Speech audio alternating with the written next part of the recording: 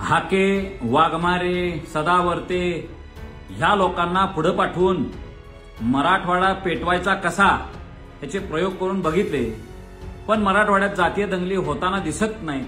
म्हणून आता स्वतः छगनराव भुजबळ या लढ्यामध्ये उतरायला लागलेले आहेत. स्वतः मुंडे फॅमिली आता ह्याच्यामध्ये उतरणार आहेत अशी चिन्ह दिसायला लागलेली आहेत.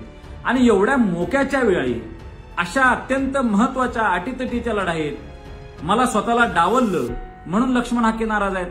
मी पेटवायचा प्रयत्न केला, दिवस रात्र फिरतोय, मराठा विरुद्ध धनगर करायचा प्रयत्न केला, होत नाही. मराठा विरुद्ध वंजारी करायचा प्रयत्न केला, त्याच्यात यश मिळेना. मराठा विरुद्ध इतर छोट्या मोठ्या जाती करायचा प्रयत्न केला, त्यात यश यायला तयार नाही. मी दिवस रात्र दुसऱ्याने दिलेल्या गाडीमध्ये, दुसऱ्याने घातलेल्या डिझेलमध्ये फिरतोय. भुजबळ साहेबांनी जी काही मदत केलेली असेल ती घेऊन फिरलो, पण एवढं मेहनत करून ह्या येणाऱ्या 28 तारखेच्या सभेत मलाच डावललं गेलं. ह्याविषयी याच्यावरनं सदा आपल्या हाके साहेब अत्यंत नाराज झाले. आणि नाराज होऊन त्यांनी प्रेस कॉन्फरन्स घेतल्या आणि त्यात ते सांगायला लागलेले आहेत की माझा अभिमन्यू केला चाललाय, मला आता डावललं चाललंय. ह्या आत्ताच्या ओबीसी नेत्यांनी राजकारण करू नका, गावगाड्यातल्या ओबीसींच्या बाबतीत असं हे करू नका. संविधानाच्या लढतोय, शत्रू फार प्रबळ असताना मी लढलो. अरे तुला कोण सांगितलं होतं? तुझ्या धनगर समाज बांधवांचा लढा उभा करणं झाला नाही. तू तुझ्या धनगर समाज बांधवासाठी पुन्हा एकदा बिरोबाची शपथ घे, जसं पडळकरने घेतला आणि विसरून गेलं. तू आता बिरोबाची शपथ घेऊन धनगर समाज बांधवाला एसटी मध्ये आरक्षण कसं देता येईल याविषयी हाकेने प्रयत्न करावा. दुसऱ्याच्या बापासाठी स्वतःच्या मिशा काढून फिरण्यात काय मजा आहे? तुला ते असंच डावललंच जाणार होतं लक्ष्मण. तुझा फक्त काही दिवस आधी कार्यक्रम व्हायचा, तर तो आता होणार आहे. आणि ह्याच्यात तू बळबळ घुसू नको. तुला तिथं अपेक्षित नाहीस, एक लक्षात ठेव. आणि तू काय म्हणतो की मी धनगर समाजाचा पोरगा ओबीसींचा नेता व्हायला बघून माळ्याला अजिबात आवडत नाही. भुजबळ साहेबांवर तू आरोप केलायस, तू एक लक्षात ठेव, ते विसरत नाहीत भुजबळ. त्यांनी तू म्हणतो आणि तू परत काय बोललायस की भुजबळांचे पोरं कर्तृत्वात निघाले नाहीत, नाकर्ते निघाले. म्हणून भुजबळांनी तुझा कार्यक्रम लावलाय बेटा.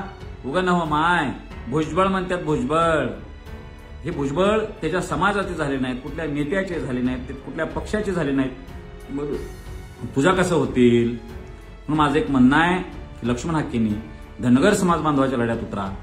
तुम्ही मराठवाडा पेटवायच्या गोष्टी त्या बंद करा. मराठवाड्यामध्ये अस्थिरता तयार करू नका.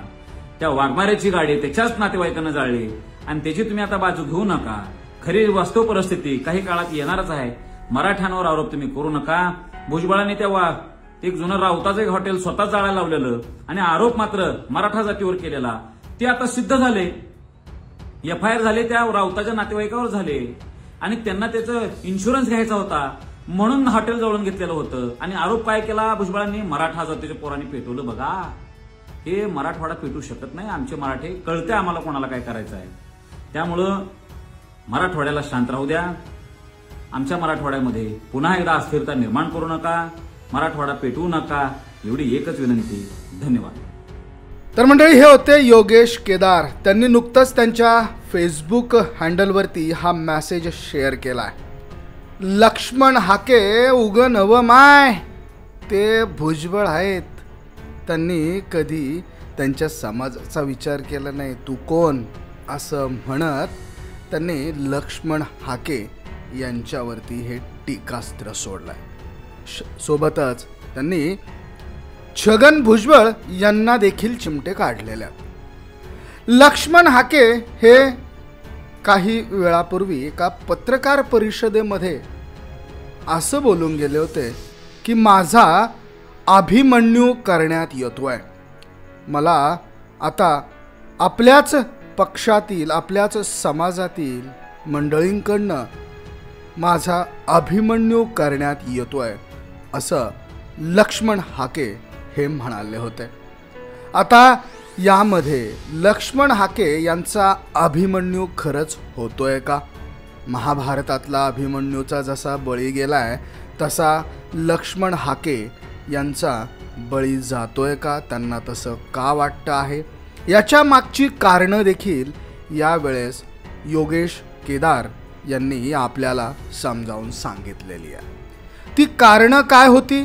तर ज्या वेळेस ओबीसी समाजाचं नेतृत्व हे एका धनगराकडे जात आहे हे माळ्यांना बघवत नाही अशा आशयाचं वक्तव्य हे लक्ष्मण हाके यांनी केलं होतं आणि ते वक्तव्य आता छगन भुजबळांच्या विरोधात होतं आणि त्यामुळे छगन भुजबळ यांनी आता तोझा कार्यक्रम लावलेला आहे.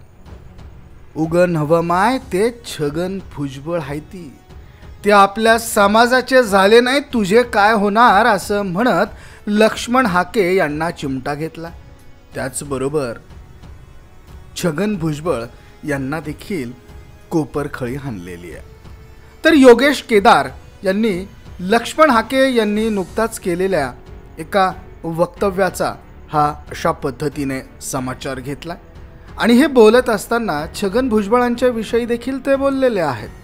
त्याचबरोबर आता आगामी काळात आपण बीड जिल्ह्यामध्ये फिरून आपण मराठ्यांच्या विरोधात ओबीसींना उभं करण्याचं काम करतोय, दंगली घडवण्याचं काम करतोय, पण दंगली तर काही घडत नाही आहे.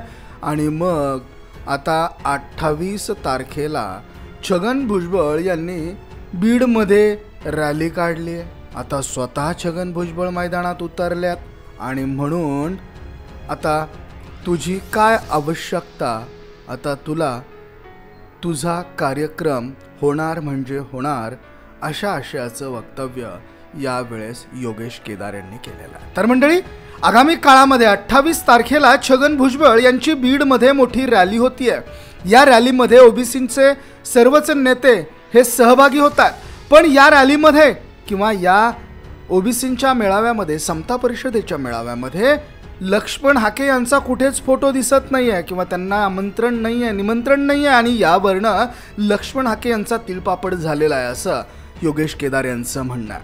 आगामी काळात ज्या ठिकाणी बीड येथे ही ओबीसींची महारॅली उभी राहणार आहे त्यामध्ये लक्ष्मण हाके येतील का, हा देखील अतिशय महत्त्वाचा आणि मोठा प्रश्न आहे. याबद्दल तुम्हाला काय वाटतं? तुमच्या प्रतिक्रिया अवश्य नोंद करा. धन्यवाद.